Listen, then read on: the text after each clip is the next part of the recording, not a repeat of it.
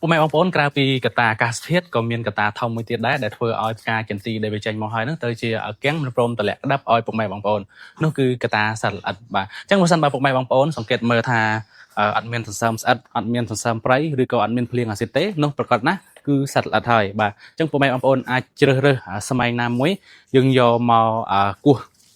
បាទគោះមើលអញ្ចឹងមកបើសិនជាមានសត្វល្អិតដូចជាស្រមើចៃសស្រឹង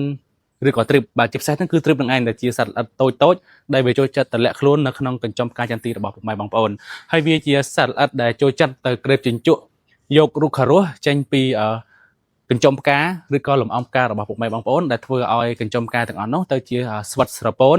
ខ្មៅធ្វើឲ្យវាខូចមិនអាចផលិតក្តាប់បានបាទអញ្ចឹងបើសិនបើយើងសង្កេតឃើញបែបនេះហើយយើងត្រូវតែប្រញាប់ជ្រើសរើសសមាធិថ្នាំកម្ចាត់សត្វល្អិតណាដែលវាសមស្របនៅក្នុងការប្រើប្រាស់ពេលដែលចន្ទីកំពុងតែបញ្ចេញផ្កាបែបនេះអញ្ចឹងបើសិនបើ